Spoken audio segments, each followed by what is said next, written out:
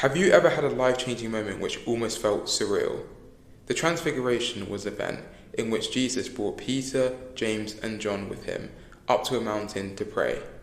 In front of them, he revealed his divine nature and transformed. In the rest of the video, I'm going to be giving 4 life lessons from the Transfiguration. If this is interesting to you and you want to learn more about how Christianity can be integrated into your personal life, feel free to hit the like and subscribe buttons. A reading from the Gospel according to Luke. About 8 days after Jesus said this, he took Peter, John and James with him and went up onto a mountain to pray. As he was praying, the appearance of his face changed, and his clothes became as bright as a flash of lightning. 2 men, Moses and Elijah, appeared in glorious splendor, talking with Jesus. They spoke about his departure, which he was about to bring to fulfillment at Jerusalem.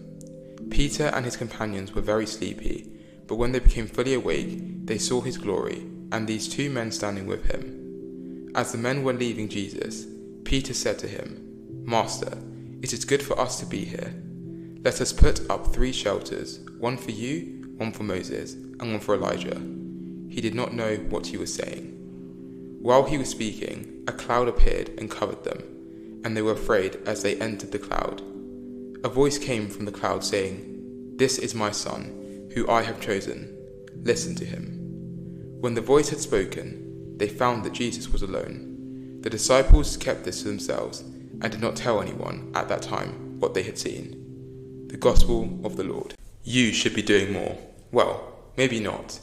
In the Transfiguration, Jesus brought Peter, John and James with him up upon a mountain to come and pray. I think in modern society we're often told that we need to be more productive, or we keep endlessly scrolling on social media. But when is this going to end? What if there's another way? What if instead we focus on praying, on meditating, on reflecting? I started doing this recently, and I'm not going to lie, it was very difficult to even not do anything for 5 or 10 minutes. But maybe have a go and see how you find it. What can I tell myself if I'm suffering? One of the best things I've heard was from Alex Mosey, in which he said that the greater the suffering, the better the story I can one day tell myself, and therefore the greater the hero. A perfect example of this is in the Transfiguration, in which Jesus was speaking to Moses and Elijah about his impending suffering, and this led to the greatest story of all time, and also the greatest hero, being Jesus. If you want to find out more about this clip from Alex Mosey, I'll add a link in the description of my YouTube channel below. But if we're suffering or feel lost or confused, whose voice can we turn to? God said that we should listen to him in the Transfiguration, with him being Jesus. Personally, this resonated a lot with me because I've definitely had some times where I would listen to certain opinions and deep down I always thought they were wrong. However, they were popular, so I thought that's what I have to do. But this just reminds us that you don't have to listen to the popular opinion. You just have to do what you generally think is right internally. And for me, this is listening to Jesus and trying to follow his commands and what he did. Is comfort stopping you from achieving your true potential or your purpose? In the Transfiguration, Peter wanted to preserve the experience by putting shelter up upon a mountain.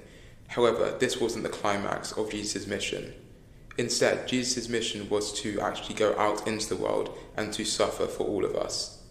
This is a good example of how we need to make sure that we're not just being comfortable or just in awe of the wisdom of Christianity, but we're actually putting this into practice in the real world and to carry out our faith. Which of these 4 life lessons from the Transfiguration do you think is most important for you today? I'd love to hear upon your thoughts and your perspectives in relation to this matter, or anything else that you want to add.